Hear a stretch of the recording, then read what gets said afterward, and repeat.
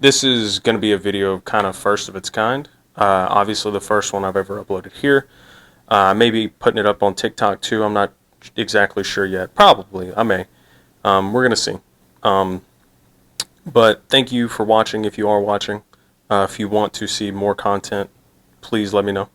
Comment, like, follow, do all the fancy stuff. What we're going to be talking about today is really just a few different tips that I have to help you in pretty much any situation in life. Now, not everybody's going to be the same, and it's not all going to work out exactly the same. And hopefully you find some useful information about it.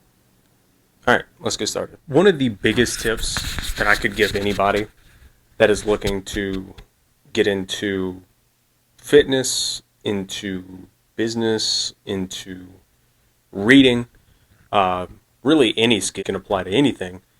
Just do 5 minutes. I tell people that come into my store all the time, I'm like, just do 5 minutes.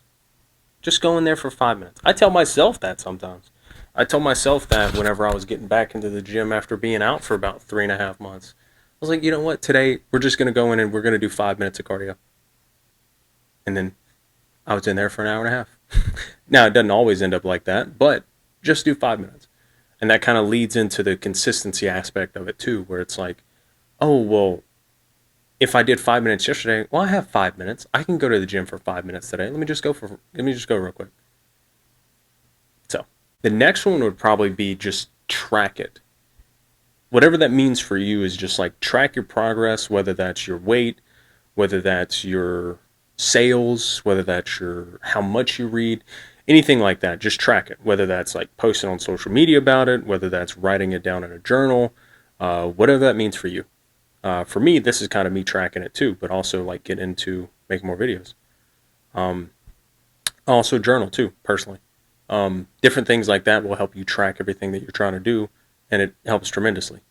It's one of the biggest things that helps out. Hey, this is Editor Aaron here. Could you like go in the description and look at my TikTok and go follow my TikTok? I'm also trying to grow my TikTok too. Go also subscribe on YouTube. Just do it. Love you. Anyway, back to what we were talking about. The next one is going to take a little bit longer to explain. With anything, there's going to be a lot of, you're going to have some type of emotion, whether it's going to be, you know, like I said, like fitness, like weight loss or whatever, whether it's going to be like reading maybe, or maybe like business aspect or whatever it may be, relationships, whatever. Take the emotions out of it, which sounds stupid. It's like, well, why? It's there's a lot of things with emotions in it. Emotions is what make us who we are sometimes. Well, don't have such a strong emotional connection to whatever you're trying to do. Like for me personally, going to the gym was like this huge thing and it held so much emotion. Now I'm just like, yes, it still means a lot to me and I still want to work out and be healthy and be fit. But now it's more of like it's not a burden on my own ego, on my own self-esteem. It's like, just go to the gym. Just go work out. Which does not work for everybody at all. This is just what works for me, and if it helps you, it helps you. Just don't hold as much emotion into things that you don't need to. Just kind of learn to live and just let it be. That sounds really crazy.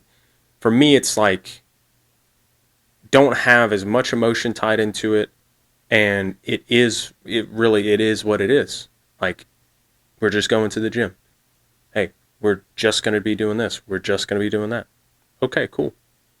And that's it. At least that's what works for me. This is a really big one. Is make it easy. Make what you want to do easier than what you could be doing. Let's say going to the gym, for example. I want to go to the gym and I want to be consistent. Okay, how do I make that easier? Well, you could go for a short amount of time. You could go after you get off work. You could pack your clothes, like your gym clothes, take them with you. That way you already have your clothes when you get off work. That way you can just go straight to the gym. That way you don't have to come home. Because trust me, when you get home, you get tired. That's just how your brain works. You get tired. Even though you may not necessarily be tired, your brain is like, oh, we're home, so let's relax and let's calm down and let's, get ready for bed. Take your pre-workouts, any supplements that you're going to take before the gym, take them with you to the gym or take them with you to wherever you're going. That way you have them before the gym. That way you don't have to worry about coming home. Just make it easy. Make it easy to do the things that you want to do versus the things that you don't. Like, if you already have all your stuff packed and ready to go, and you get off work, well, I already have all my stuff. I might as well just go to the gym. It'd be harder at that point to not go to the gym. Might as well just go. Last thing on my list, and that's what I've been kind of looking at is my list over there, is having a circle of people that you can rely on, but that don't feel burdened by you, if that makes sense. Like true friends, true people in your life.